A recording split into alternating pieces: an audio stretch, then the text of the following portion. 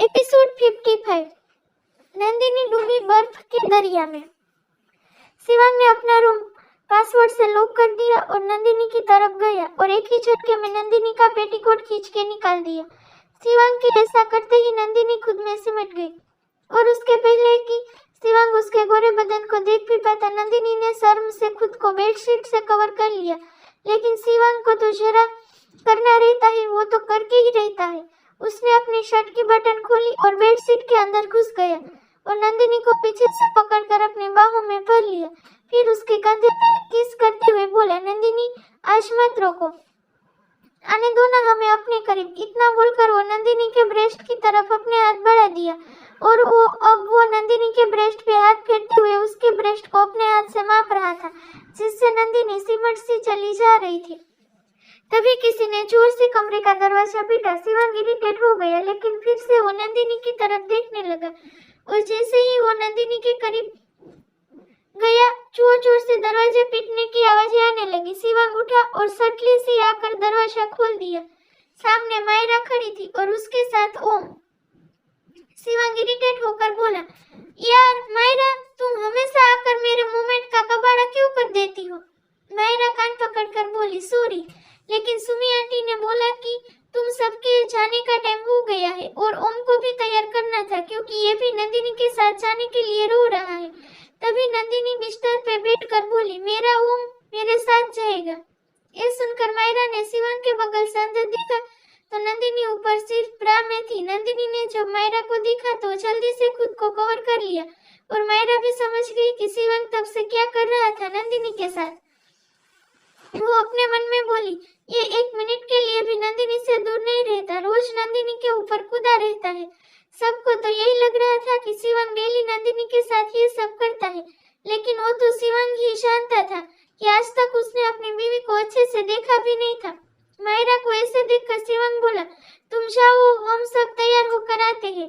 ये सुनकर मायरा चली गई। इधर शिवांग ने ओम को देखा और फिर नंदिनी को, तो नंदिनी जल्दी से वॉशरूम भाग गई। कुछ वक्त में नंदिनी ओम को अपनी गोद में लेकर शिवांग उसके साथ उसके कमर पे हाथ रखे हुए थे। इधर जमुना, भैरव, मलिष्का, अबीर और नियति के साथ अभेद भी था। सब रेडी थे। अभेद को देखकर शिवांग जोर से बोला, ये कहाँ जा रहा है? ये सुनकर बुआ जी जल्दी से बोली, बेटा गलती हो गई है, माफ कर दो, एक और मौका दे दो इसे। शिवांग फिर से कुछ कहने ही वाला था कि तभी महिमा जी ने शिवांग को देखा और हाँ में सिर हिला दिया, लेकिन शिवांग को फिर भी गुस्सा आ रहा था। ये देखकर नंदिनी ने उसका हाथ पकड़ लिया। फिर सुमित्रा जी ने नंदिनी को बैग में कुछ सामान दिया और बोली, बेटा अच्छे से पूजा करना। नंदिनी ने बस अपना सर हाँ में हिला दिया। फिर सब जिप्सी में बैठकर निकल गए और शिवांग नंदिनी और ओम को लेकर कार में था। नंदिनी ओम से बात कर रही थी और शिवांग रह रहकर नंदिनी को देख रहा था। उसके फेस पे एक प्यारी सी मुस्कान थी। इधर महिमा जी और सुमित्रा जी बैठकर बात कर रही थी। तभी एक नौकर फोन लेकर आया और महिमा जी को देकर बोला, श्री महागुरु का फोन है। महिमा जी ने फोन लिया और बातें करने लगी। तभी उसके हाथ से फोन गिर गया। ये देखकर सुमित्रा जी घबरा गई और बोली, महिमा क्या हुआ है? महिमा जी घबरा के बोली, दीदी मेरा शिव महागुरु ने कहा है कि आज काल सर्प योग है शिव पे। सुमित्रा जी घबरा के बोली, मतलब इसमें तो जान लेकर ही छोड़ता है काल। महिमा जी ने आंसू पोंछ लिए और क्यारा को कॉल करके रोते हुए बोली, देखो क्यारा, शिव तुम्हारा होगा, लेकिन अभी उसे बचा लो, क्योंकि तुम ही मेरे बेटे को बचा सकती हो। तुम्हारी कुंडली में तो ताकत है जिससे मेरे शिव की जान बच सकती है। Please Kiara, please. इधर क्यारा अंगूर खाते हुए बोली, ठीक है, लेकिन आप वादा कीजिए कि वहाँ से आते ही आप शिवांग को मुझे सौंप देंगी। महिमा जी ने बिना सोचे समझे हाँ कर दिया। ये सुनकर क्यारा का फेस पे एक शैतानी मुस्कान आ गई और उसने भी कॉल कट कर दिया और मंदिर के लिए निकल गई। इधर महिमा जी लगातार सबको कॉल कर रही थी, लेकिन किसी का कॉल लग ही नहीं रहा था। सुमित्रा जी भी घबरा के बोली, महिमा शांत हो जाओ, तुम्हें भी पता है कि वो जंगली बर्फीला रास्ता है, जंगल में नेटवर्क नहीं रहता और आगे बर्फ है, फोन नहीं लगेगा। लेकिन महिमा जी शांत नहीं हो रही थी। तभी सुमित्रा जी ने अखंड को बुलाया और कुछ आदमियों के साथ उसे शिवांग के पीछे जाने के लिए कहा। अखंड भी घबरा गए और सबको लेकर जल्दी से निकल गए। इधर महिमा जी और सुमित्रा जी लगातार शिव जी से प्रार्थना कर रही थी। शिवांग की सलामती के लिए। इधर जिप्सी में आज अबीर जिप्सी चला रहा था और भैरव उसके बगल में था और बाकी सब पीछे थे। अबीर बार बार नियति को देख रहा था और नियति तो रात के बारे में सोच कर अबीर की तरफ देख भी नहीं रही थी। ये देखकर अबीर को बुरा लगा। तभी भैरव बोला, शाम हो गई है अबीर सरकार और अब बर्फीला रास्ता है, वहाँ पे हमें पैदल ही जाना होगा। ये सुनकर सबने अपना अपना मुंह बना लिया। तभी यमुना बोली, ये देख लियो, बस 2 मिनट का बोला गया कि घोड़े से डोल लो लो, ऐसा लग रहा है जैसे फेसवा मरल बिलार बैठा दी है। ये सुनकर सब उसे देखने लगे। तभी भैरव सामने देखते हुए बोला, टेंशन मत लो, अभी पता चल जाएगा कि कितनी मेहनती हो। ये सुनकर यमुना ने अपना मुंह बना लिया और तभी मलिष्का बोली, सुबह तक इंतजार कर लेते हैं ना, क्यों रिस्क लेना। अभेद मलिष्का को देखते हुए मुंह बिगाड़ कर बोला, हाँ यही जंगल में रह लेते हैं, सुबह तक सब जानवरों का नाश्ता बनकर जाएंगे मंदिर।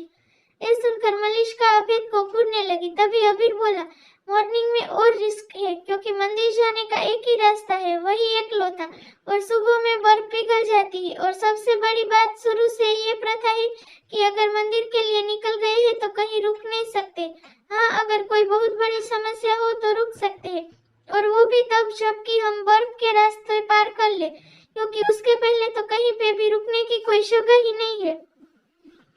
इतना बोलकर अबीर मुस्कुरा दिया तो नियति ने भी अपना मुंह बना लिया और बोली, डिस्गस्टिंग। ये सुनकर अबीर उसे देखने लगा। तभी सामने देखा तो शिवांग की कार रुक गई थी।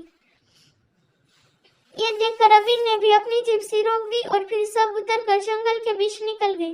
नंदिनी ने ओम को लिया हुआ था और बाकी सब शिवांग के पीछे चल रहे थे। तभी मलिष्का का पैर फिसला, लेकिन अभेद ने उसके सामने आकर उसे हैंडल कर लिया। फिर नियति ने उसे पकड़ लिया और जाने लगे। इधर शिवांग नंदिनी को पकड़कर अच्छे से उसे झाड़ियों से बचाते हुए लेकर जा रहा था और यमुना भी सब देखते हुए जा रही थी और भैरव उसके पीछे था। तभी नियति की चीख निकल गई।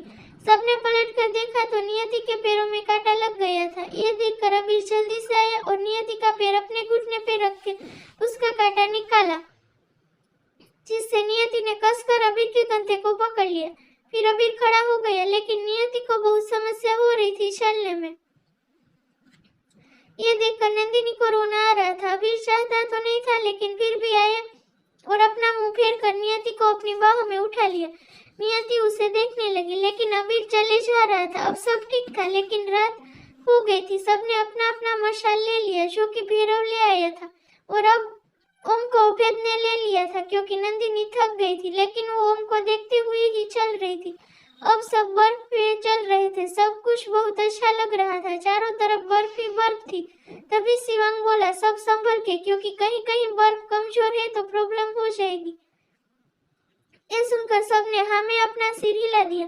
फिर शिवांग ने नंदिनी को कस के पकड़ लिया और धीरे से बोला, हाथ मत छोड़ना। नंदिनी ने शिवांग को देखते हुए हाँ में सिर हिला दिया। फिर सब संभल के चलने लगे। अब सबके पैर स्लिप हो रहे थे। नंदिनी भी अपनी नजर ओम पे और फिर नीचे देखते हुए चले जा रही थी। शिवांग भी जा रहा था। नंदिनी ने देखा तो आगे बर्फ नहीं थी। वो शिवांग से बोले जा रही थी, लेकिन शिवांग का पैर आगे बढ़ चुका था। ये देखकर नंदिनी की आंखें बड़ी हो गई। नंदिनी जोर से चीखी, नहीं, रुक जाइए, लेकिन शिवांग नहीं रुक रहा था। तभी नंदिनी ने शिवांग को एक झटके में खींचा और पैर फिसलने से नंदिनी शिवांग को बचाने के लिए घूम गई और वो बर्फ में चली गई। ये देखकर शिवांग अपनी पूरी ताकत से नंदिनी को खींचने लगा और बोला, जान, हाथ मत छोड़ना, जान, हाथ मत छोड़ना, हम तुम्हें कुछ नहीं होने देंगे, जान। लेकिन शिवांग का भी दर्द बढ़ रहा था और नंदिनी को तो जैसे बर्फ अपनी तरफ खींच रही थी। अब उसकी आंखें बंद हो रही थी और उसका हाथ फिसल रहा था। बाकी सब भी भाग के शिवांग के पास आए, लेकिन तभी नंदिनी का हाथ शिवांग के हाथ से छूट गया। शिवांग को भी चोट आई थी बर्फ से। उसके पैरों से खून आ रहा था। जहाँ पे बर्फ टूटी थी वहीं से घूमने से शिवांग को लग गई थी। वहीं बाकी सब भाग कर वहां आ गए, लेकिन नंदिनी इसमें कहीं खो गई थी। और ये देखकर शिवांग जैसे पागल सा हो रहा था। वो पागलों की तरह बर्फ में हाथ पैर मार रहा था और बाकी सभी घबराते हुए नंदिनी को ढूंढ रहे थे। शिवांग जोर से चीखा, नंदिनी, नंदिनी कहाँ हो, नंदिनी, जान, जान, हमारी जान, नंदिनी। और ऐसे जोर से नंदिनी को आवाज दे रही थी और ओम तो बस रो ही रहा था।